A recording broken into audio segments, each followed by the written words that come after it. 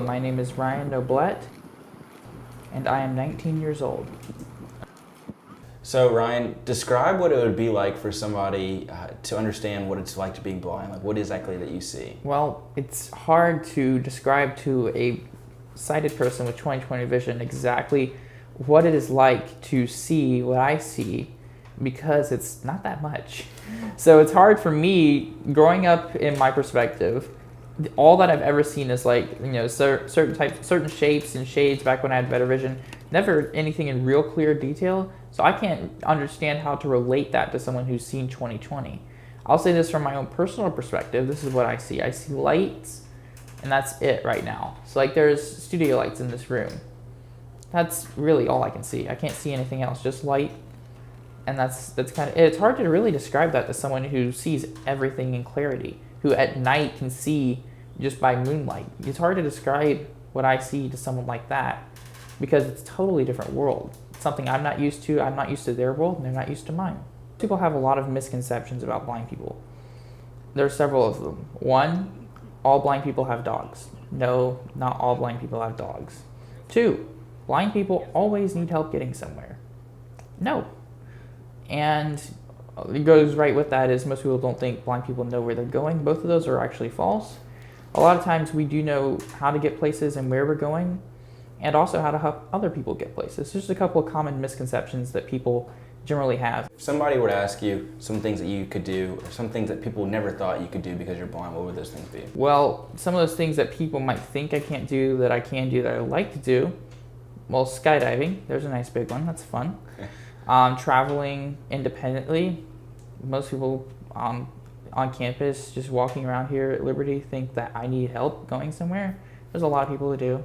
They're sadly mistaken, but it's just the fact. They're just trying to be nice. There's certain things, of course, that I can't do, and there are certain things that most people wouldn't think that I'd be able to do that were adapted so that I could do them. So I learned how to swim. I learned how to use computers, read. There are several things that I'm able to do that most people wouldn't think a blind person's able to do. I joined Student Government Association. That's kind of my pride right now. I'm very, very happy with it. I'm in the House of Delegates, and I really enjoyed the community, the camaraderie, and plus the ability to draft resolutions to vote on issues that would help improve the school. And I enjoy that whole atmosphere of being a part of that, and I'm very glad I decided to sign up for it.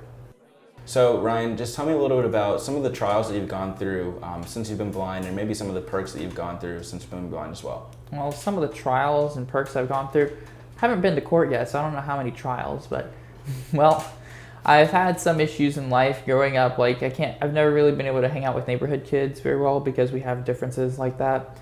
Also, trying to learn initially, my parents having to adjust to this. Me not being able to travel independently back home where I live, that's kind of a trial because I can't navigate anywhere by myself. There's also plenty of perks of being blind. I tell people, being blind is not all bad. We get moved to the head of the line at TSA, you get pre-board on airplanes. Southwest is the best because you can choose your seat. That's just personal preference though. But, you can get, into movie theaters, you can bring friends along, so I can bring you into the movies for free, which is nice. Descriptive devices, we can navigate well. We have to learn how to mentally map in order to survive. So we have that innate skill. Sometimes we can hear better. So I don't really see too many downsides of being blind. I mean, yeah, I've lost that. I've lost being able to see, but I have a whole bunch of other things going for me too, which thanks to the Lord kind of offset that. And you know what? It's not the biggest issue. It's not like I'm dead. I'm still alive. Just tell me one thing that you could say to somebody who's not blind that I guess a lot of people don't know, or if there's one thing you could inform some people who aren't blind, what would you say? If I had to talk to someone and say one thing to people who aren't blind, who'd probably be watching this, I'd say, if you see a blind person, don't automatically think that they're not going to do something. Don't be like a person who I met at a university who automatically assumed that you'd be miserable being blind.